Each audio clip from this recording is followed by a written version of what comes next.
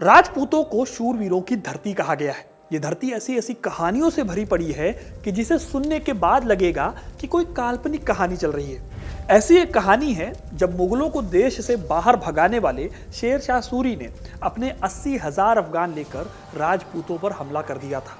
4 साल के अंदर देश में अफगानों का झंडा बुलंद करने वाले शेर शाह सूरी जब राजपूतों से टकराए तो जो हुआ वो शेर शाह सूरी के लिए भी किसी अजूबे से कम नहीं था। आज के इस वीडियो में मैं इसी जंग की कहानी आपको सुनाने वाला हूं, तो वीडियो को इन तक जरूर देखिएगा, क्योंकि अपना इतिहास नहीं जानोगे तो खुद को कैसे पहचानोगे। दोस्तों, साल था 1540 जब दिल्ली सल्तनत की गद्दी पर काबिज हुआ शेर शाह सूरी।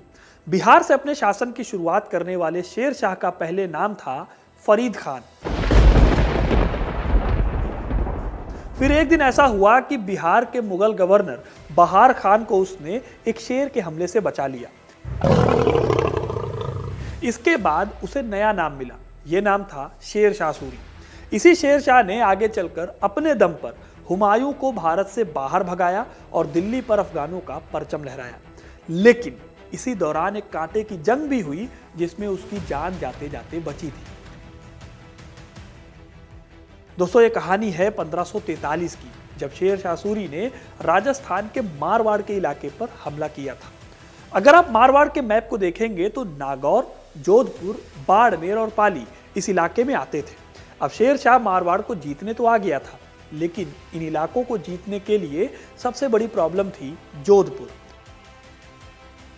साल 1460 में इस शहर को राव जोधा ने बसाया और मंडोर से राजधानी को जोधपुर में शिफ्ट कर दिया था। इसके बाद से मारवाड़ काफी सेफ हो गया था।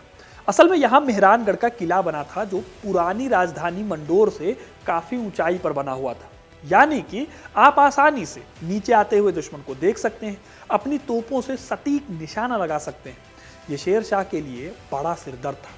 उसे पता था कि जोधपुर से सीधी लड़ाई यानी कि मौत और हार को दावत, इसलिए उसने जोधपुर को जीतने के लिए एक अलग स्ट्रेटेजी अपनाई।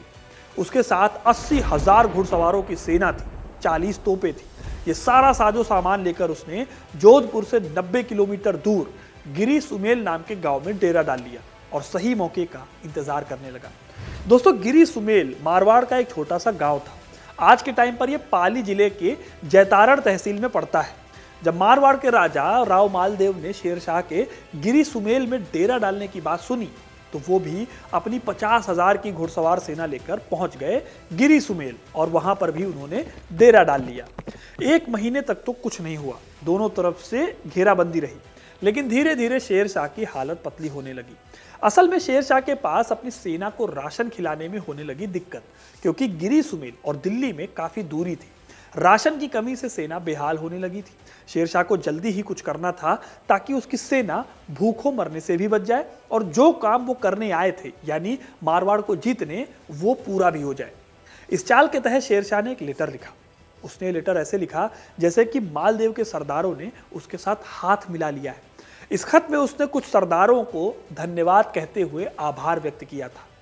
जब लेटर लिख लिया गया तो इसे उसने अपने जासूसों के माध्यम से मालदेव के डेरे के पास डलवा दिया। प्लान बहुत सिंपल था। ये चिट्ठी मालदेव के हाथ लगेगी तो वो घबराएगा और मैदान छोड़ देगा। फिर यही हुआ भी। दोस्तों, जब मालदेव को चिट्ठी मिली तो उन्हें गिरी सुमेल से ज्यादा चिंता जोधपुर की हुई। वो अपनी पूरी सेना को लेकर जोधपुर जाने वाले थे, लेकिन फिर उनके 2 बहादुर सेनापतियों ने मालदेव को ऐसा करने से रोक दिया। इन दोनों सेनापतियों के नाम थे जेता और कुंपा। असल में हुआ यह कि दोनों को पता चला कि जनता को पूरा भरोसा था कि जेता और कुंपा के होते हुए गिरी सुमेल को कुछ नहीं होगा। दरअसल जनता का दोनों सेनापतियों पर बहुत ज्यादा भरोसा था। यह भरोसा ऐसे ही नहीं आया था। यह भरोसा इसलिए था क्योंकि इन्होंने अजमेर के शासक बीरमदेव को हराकर अजमेर, मेड़ता और डीडवाना के इलाके पर मारवाड़ का झंडा लहराया था। जेता और कुंपा मारवाड़ के आसोप ठिकाने के सरदार थे। कुंपा रिश्ते में जेता का चाचा लगता था। लोगों का अपने ऊपर भरोसा देखकर दोनों ने तय किया कि वो गिरी सुमेल की रक्षा के लिए रुकेंगे। फिर मालदेव ने आखिर में 10,000 घुड़सवारों की सेना उनके लिए छोड़ी और यहां से निकलकर वो जोधपुर की ओर चले गए।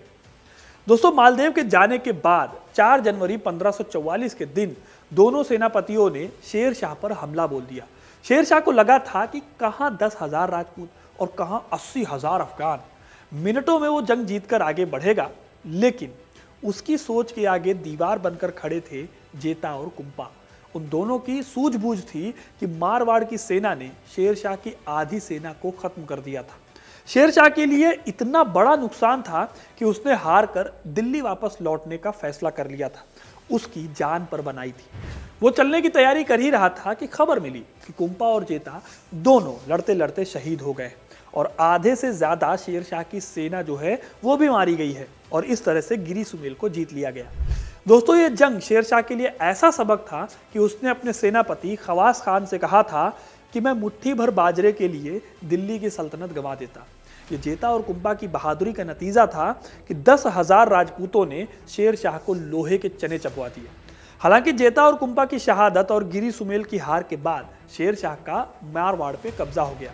यहाँ तक कि मालदेव को भी जोधपुर छोड़कर सिवाना जाना पड़ा और जिसको वापस जीतने के लिए उनको जुलाई 1545 तक इंतजार करना पड़ा, जब शेर शाह की मृत्यु के बाद वो वापस जोधपुर पर कब्जा कर पाए। लेकिन जेता और कुंपा की बहादुरी के किस्से आज भी राजस्थान की कहानियों में जिंदा है। दोस्तों, ये थी कहानी मारवाड़ पर कब्जा करने की, गिरी सुमेल की लड़ाई की, जब 80,000 अफगानों से 10,000 राजपूत भिड़ गए थे। आपको ये कहानी कैसी लगी कमेंट करके जरूर बताइएगा। वीडियो को लाइक और शेयर करना ना भूलें और ऐसी इंटरेस्टिंग कहानियों के लिए, इतिहास से जुड़े रहने के लिए हिस्ट्री कनेक्ट को सब्सक्राइब जरूर करें। धन्यवाद।